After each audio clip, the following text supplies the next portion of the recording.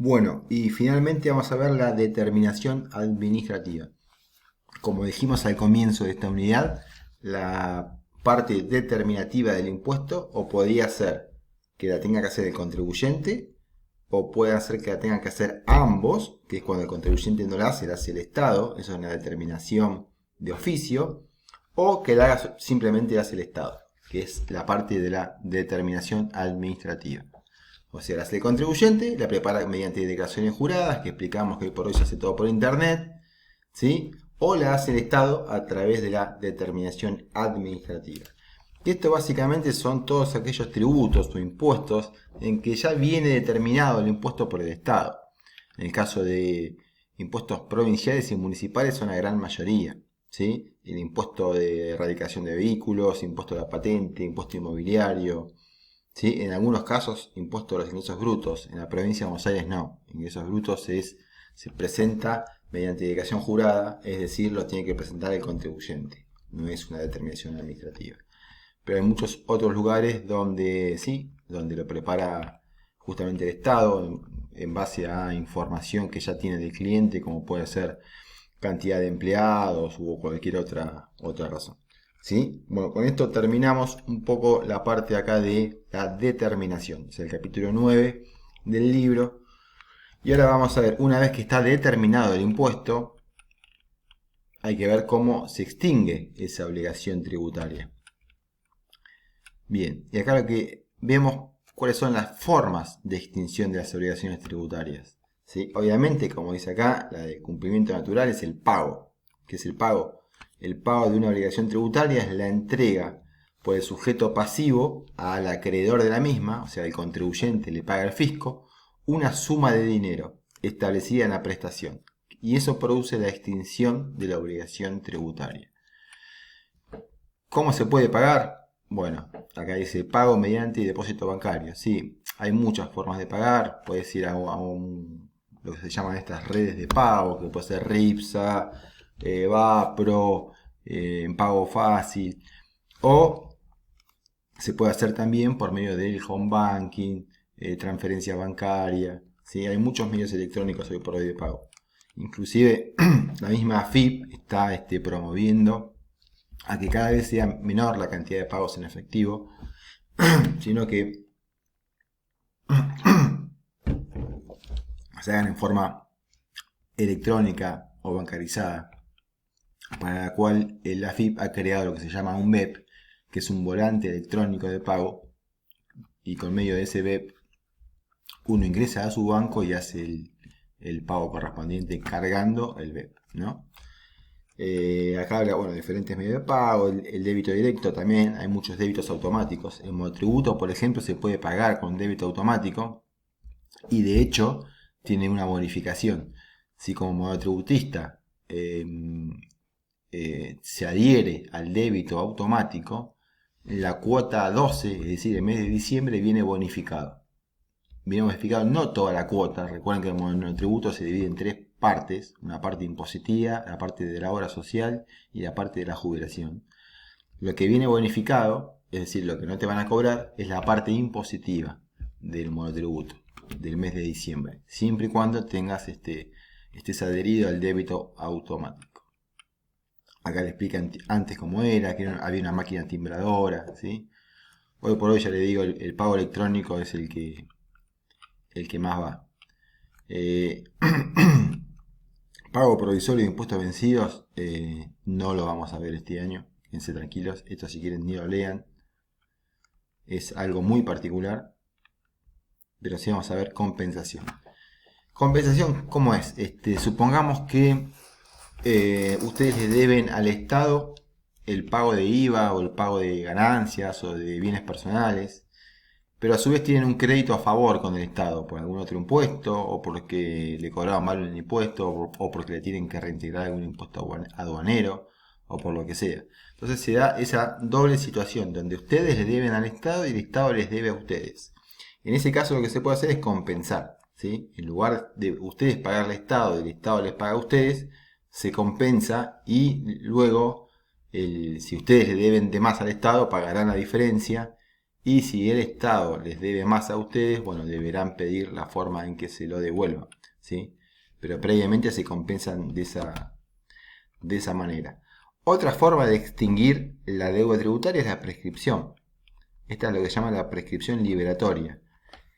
Esto es, si ustedes le deben al Estado y el Estado no hace nada para cobrar, o sea, se permanece inactivo durante una X cantidad de tiempo, esa obligación tributaria prescribe. ¿Qué quiere decir prescribe? Que el Estado ya no tiene acciones legales para ir a un juicio y cobrarles vía juicio de apremio, un juicio ejecutivo, ese impuesto que ustedes están adeudando. Se les termina justamente ese derecho que tiene el Estado de accionar contra ustedes. ¿Cuándo se produce eso? Después de 5 años. 5 años es el plazo de prescripción normal para cuando ustedes están inscriptos en regla, ¿sí? Si ustedes no están inscriptos, si no están en regla, el plazo es de 10 años, ¿sí? El Estado tiene 10 años para poder hacerles un juicio a ustedes y reclamarle lo que le deben. Si después de esos 10 años no hace nada, la deuda también prescribe. Prescribe significa que ustedes no tienen la obligación de pagarla, ¿sí?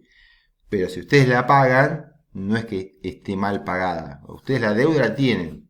Lo que no tiene el Estado es la forma de ir a un juicio y pedírselo vía juicio lo que ustedes deben. Se le termina lo que se llama la acción. No tiene más derecho a accionar contra ustedes como contribuyentes morosos, ¿sí?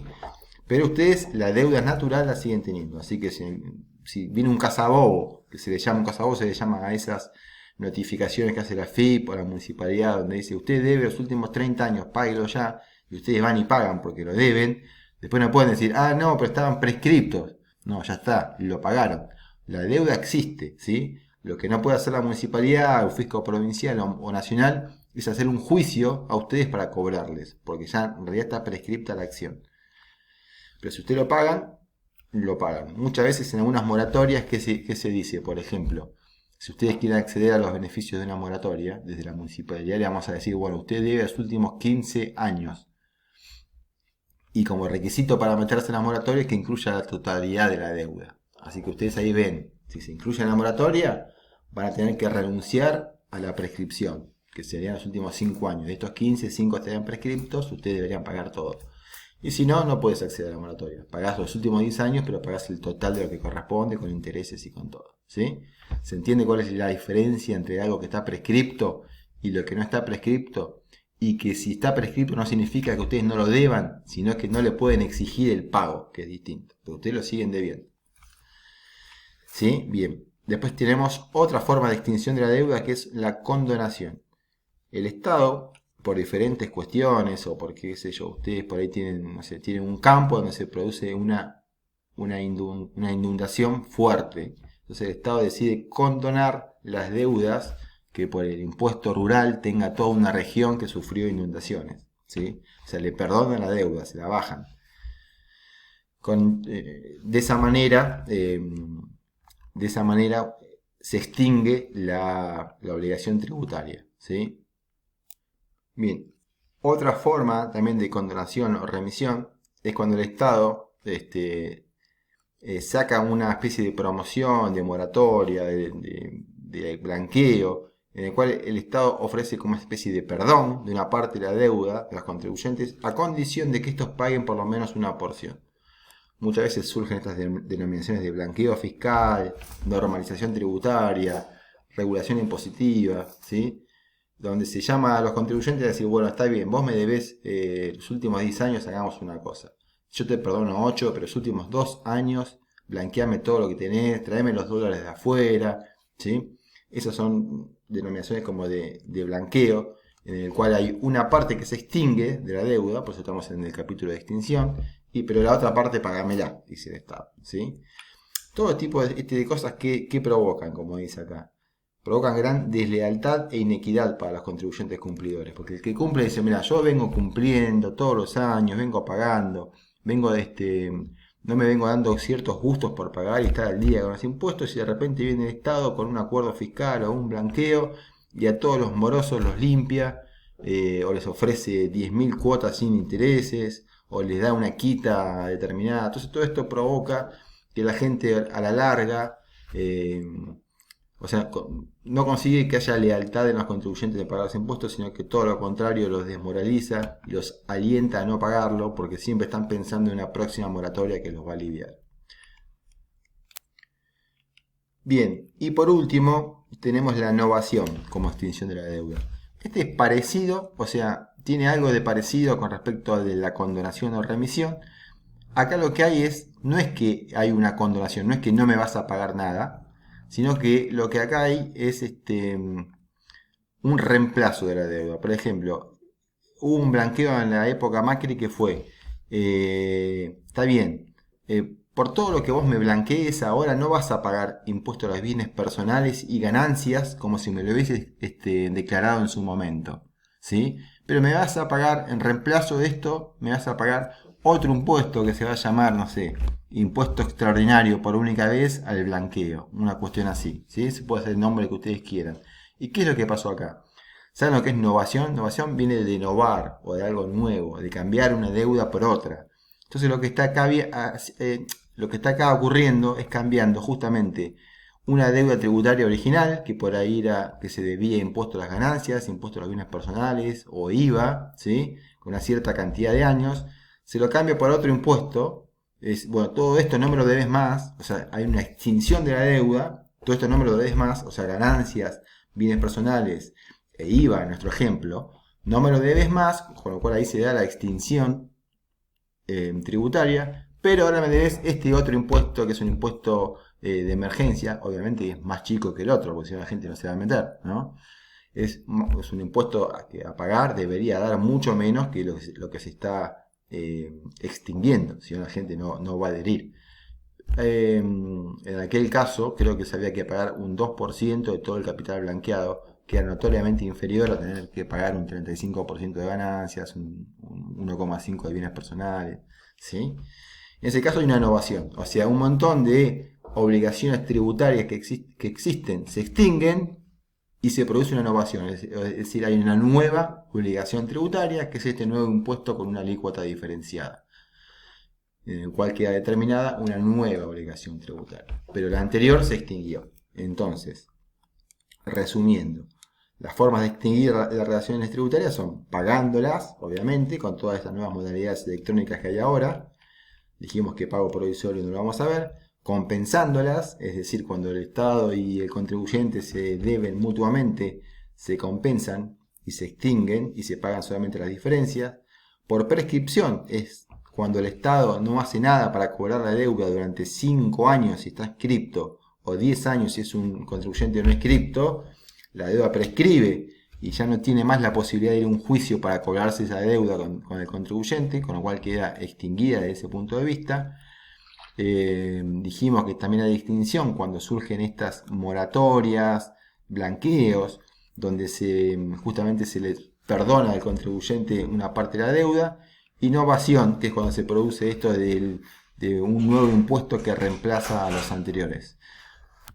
Así que bueno, hasta aquí esto va a ser todo el texto teórico que vamos a tener en esta cursada 2020, haciendo un repaso más o menos de lo que hemos visto. Hemos visto un poco lo que son las finanzas públicas, qué son los recursos públicos, para qué son necesarios, para prestar servicios públicos, satisfacer necesidades públicas. En base a eso vimos dentro de qué parte del derecho estaba incluido el derecho tributario, que estaba incluido dentro del derecho financiero.